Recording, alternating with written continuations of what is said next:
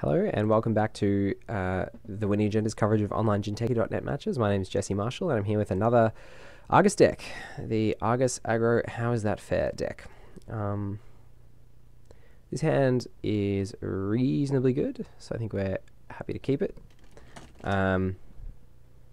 Profiteering, always a good one to have early.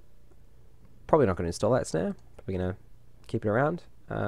Might go the Profiteering behind the Ice Wall, just to be safe.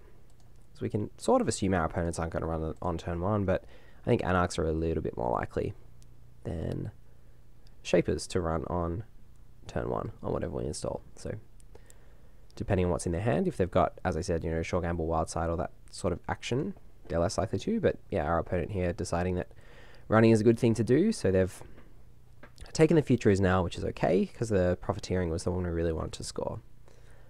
We've slowed them down a little bit in the process and not really deprived ourselves of all that much. So we'll take this Profiteering. I guess, yeah, to explain why I put the Futures now out instead of keeping it in hand, I think it was probably the best use of a click. But also it meant that if our opponent spent their turn getting that Profiteering, at least we were going to get the Futures. Pardon me, the Futures now scored and get our game going. Because I think in the first few turns of the game, it's really important to try and score some points with this deck. So, to that end, I think we'll put this Atlas down and really just try and pump this out. We are giving away that it's an agenda, and if our opponent just goes for the Faust, they can nab it. But if our remote is ever going to be safe, it's on turn 3, so there we go. Got lucky, and our opponent didn't have the Faust, or if they had it, they weren't willing to run on this remote, which means that we get an Atlas counter. And we're already up to 3 points going into our opponent's turn 4, which is really, really nice place to be. The points pressure is what's going to lead our opponent to be making lots of runs, and mean that we can potentially bait them into some sort of Snare DRT business. Drawing Paper Wall is not really what we want to be doing here. Not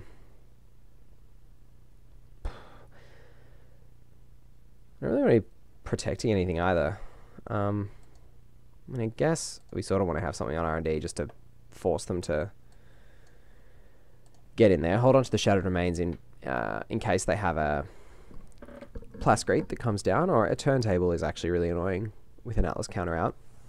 Another reason why icing R&D is good, because if we do see a turntable, or I mean E3, not amazing against our ice. I think Archer is the only piece of ice that's probably relevant against. I think we'll just do the same play with this Atlas.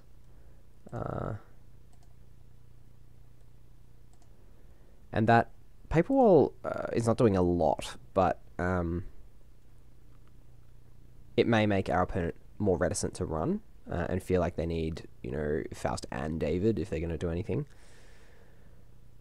And then they might not want to run it on their last click, and it might just generally give us another turn in which we can get that Atlas out. And getting ourselves to 5 with 2 Atlas counters means that we're 2 turns away from winning off Hostiles. So that's nice. And that Paper Wall putting in a bit of work there.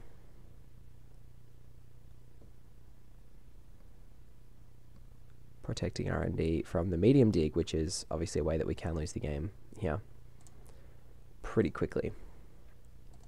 So the second Atlas, we're going to go pretty low here. But as I said, we're 2 turns away from winning with hostile takeovers. So that's not such a concern, particularly because obviously after the first hostile, we're going to be 5 credits higher than we are now. And as long as we don't cough up too many points from R&D, we should be okay. Depending on what our opponent finds here, we obviously may need to think about protecting R&D a bit more, but I generally don't think that it's very unlikely they're going to be able to race us from this point successfully. Although, turntable is definitely something that could help.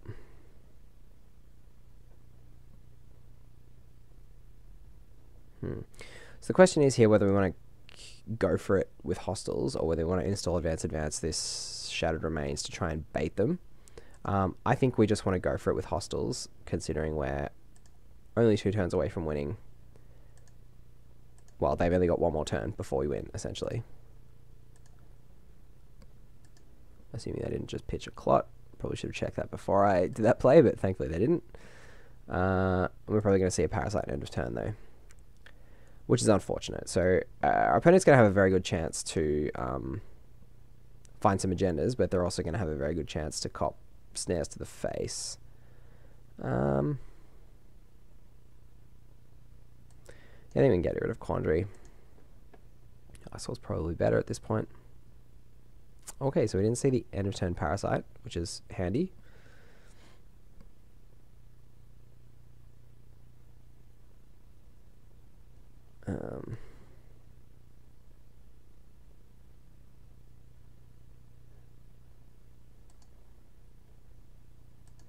Okay, so they meant to do it on their turn. It's alright.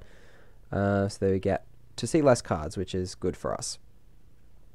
Hopefully they hit the snare, which would be nice. Shattered Remains. It's not fair. So we're probably going to see run on R&D here, I'd imagine. Yep, get rid of that paper wall. Off it goes. Nothing we can do other than use that Atlas counter. Probably would have been a good idea, actually. Now that I think about it, but thankfully we got away with it. So we'll just use the Atlas counter now, grab the hostile, and reduce our agenda density even further. Please no score.